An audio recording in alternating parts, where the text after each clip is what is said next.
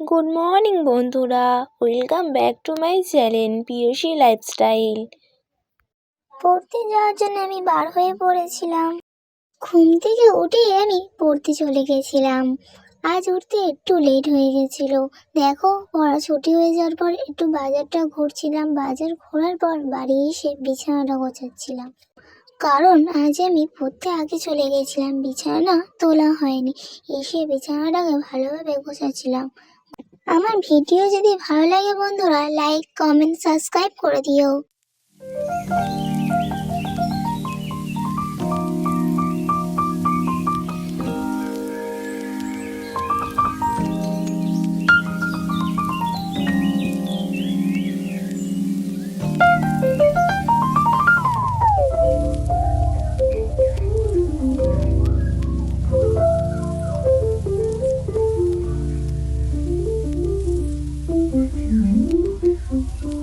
ঘরটা ভালোভাবে ঝাড় দিয়ে নিচ্ছিলাম, কারণ এখনো আমার অনেক কাজ বাকি আছে, তাই তাড়াহুড়ো করছিলাম।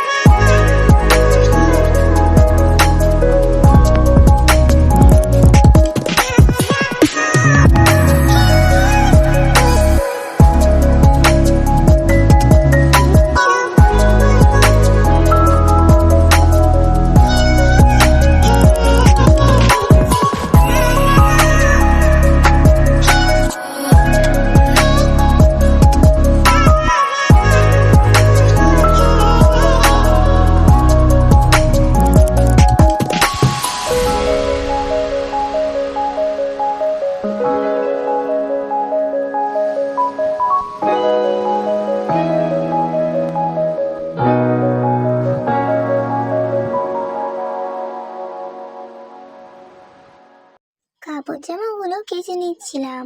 মা বলেছিল মায়ের সোয়েটারটা কেচে দিতে, তাই ভাবলাম একসাথে অনেক কটাই কেচে নিই। কাপড় জামাগুলো যখন ধুতে গেলাম জলে তো হাত দিতেই পারছিলাম না, এত ঠান্ডা লাগছিল। তখন মনে হচ্ছে থাক জামা কাপড়গুলো আমি উঠে যাই, কিন্তু এই যে কাচাকুচি করেছি মানে পুরো কাজটা সম্পূর্ণ করতে হলো।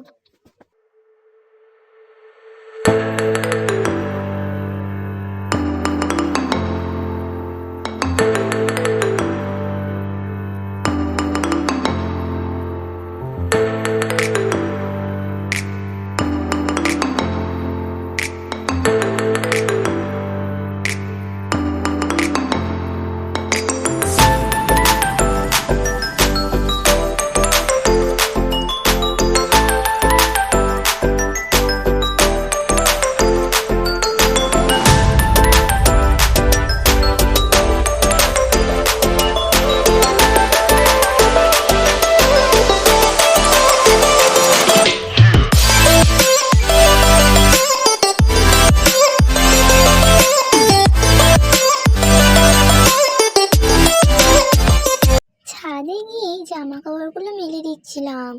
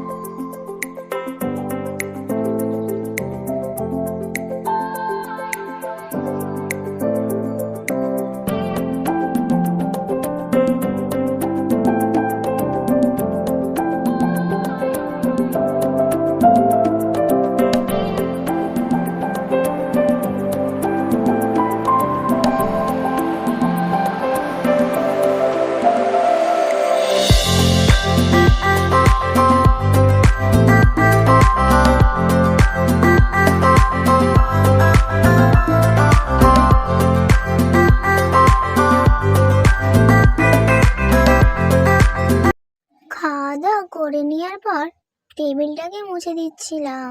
টেবিলটা পরিষ্কার করার পর আমাকে আবার বাসন মাজতে হবে।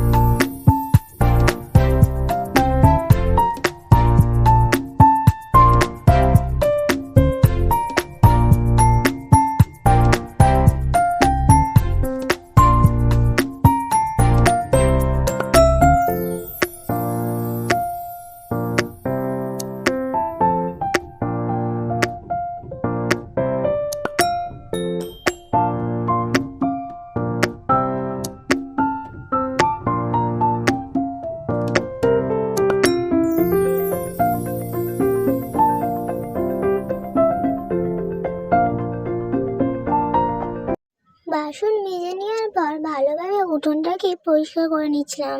রেডি হয়ে বার হয়ে পড়েছিলাম দিদির বাড়ি যাওয়ার জন্য। টোটোয় উঠে পড়েছি। আজ আমরা দিদির বাড়ি আবার কেন গেলাম জানো বন্ধুরা?